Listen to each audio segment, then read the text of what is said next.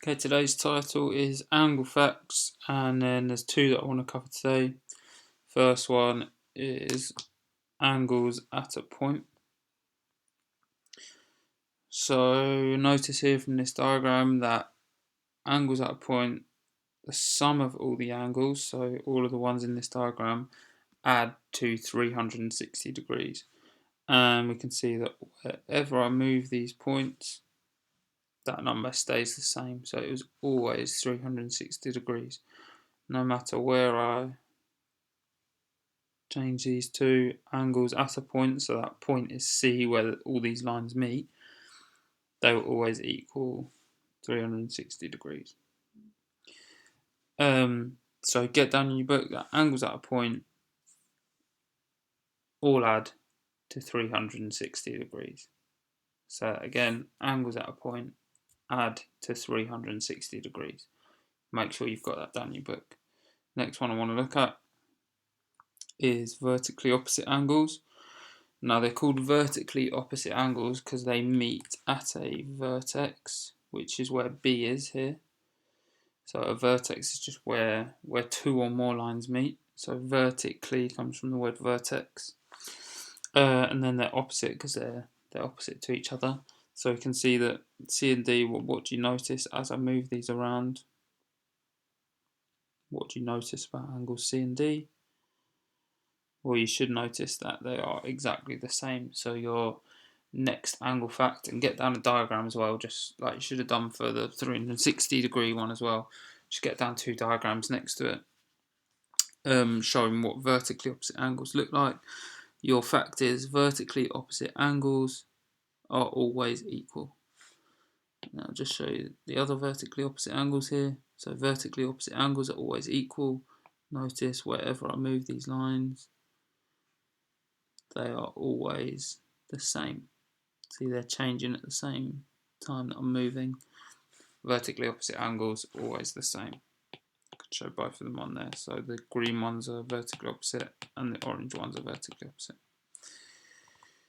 Right. Let's look at, what do I want to look at first? Let's look at angles at a point first. So there's some key questions here. See if you can answer them in your book, and then I'll go through them now. What is the sum of angles at a point? 360 degrees. We know that. How many right angles fit around the point? Well, there's 90 degrees in a right angle, so I could do 360 divided by 90. Well, I could simplify that to, if I want to make it easy for myself, that's the same as 36 divided by 9, which is 4. So there'd be 4 right angles around a point. How does 180 compare to the sum of angles at a point? Well, 180 is like that. So there's 280s in around a point. So there's two lots of them in 360 because 180 plus 180 is 360 degrees. Okay, next question. Or next couple of questions. See if you can have a go at all of those questions. Make them bigger so that you can pause them as and when.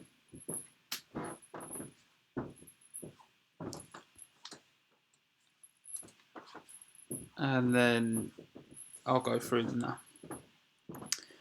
So for this, I know I can work out x by doing 360. 360 take away 72.5, which I'll do it on my calculator just to make sure I don't get it wrong. 360 take away 72.5 is 287.5 degrees. Okay, next one. These little marks here mean that those lines are the same length, which means that the angles are the same, because the angles are just like, yeah, it means these angles are the same. So I know that to get what this is in total, I can do 360 take away 206, which is 154. And then if these are both the same, then I can divide it by 2, which is 77 degrees. So EOD and EOF are both 77 degrees. Form and solve an equation to find the value of y. So I know all of these add to 360. So I can form an equation that 162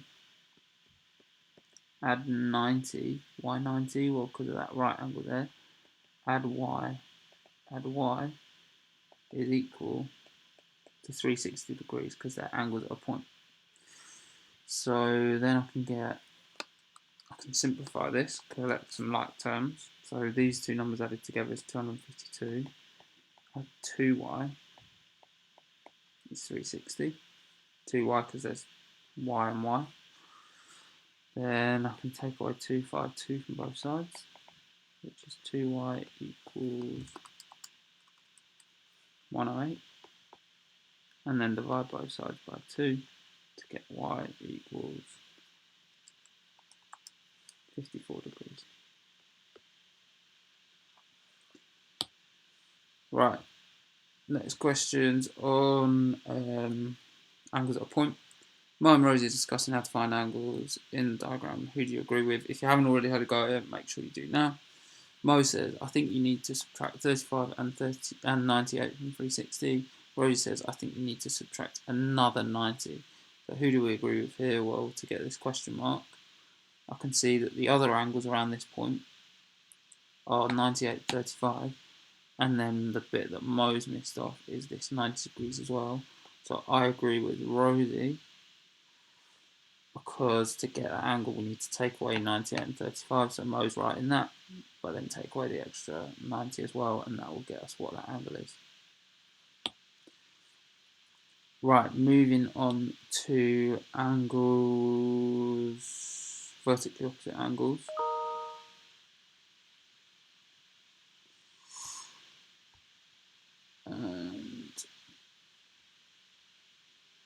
I'd like you to have a go at these 3 questions. I'll make them bigger and then you can pause the video as and when you need. So pause the video now, have a go at these.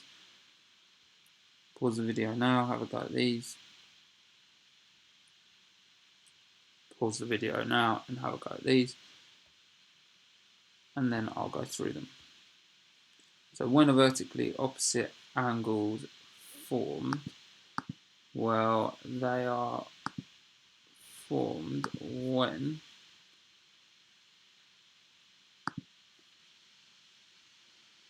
vertically opposite angles are formed when 2 or more lines intersect at a point. So 2 or more lines intersect at one point. So 2 or more lines intersecting at one point, so at least 2. I could also add a third, a fourth, a fifth, as many as I want. That's when I'm going to get vertically opposite angles. Given an angle formed an intersection of 2 straight lines, is it always possible to find all the angles at that point? So given one angle at an intersection of 2 lines in this case, so we've just got 2 straight lines, is it always possible to find all the other angles? Well, if I'm given this, let's say that's 30, then I know the angle opposite is vertically opposite it, that's 30 degrees. And then I can work out these other angles because I know angles around a point add to 360. So if I do 360, take away 30, or that's the same as take away 60, then I'm left with 300 degrees. I know that these two are the same,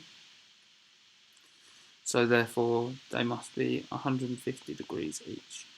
And all of that now adds to 360. So yeah, given just one angle, when I've got 2 straight lines intersecting, I can always find all of the angles as well. Okay, I like this question because it says use letter notation. So if you haven't already had a go at it, then have a go at it now.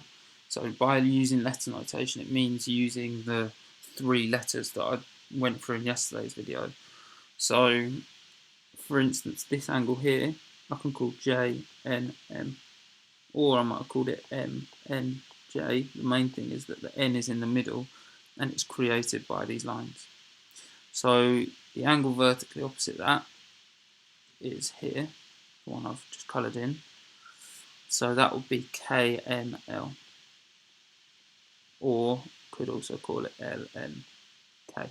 As long as the N's in the middle and your K and L at either side, then that's fine. Okay, the one vertically opposite to this one, well, it might help to draw the lines that create that angle. And then I know the one vertically opposite that is created by the same lines intersecting at that point. So I'm talking about this angle here.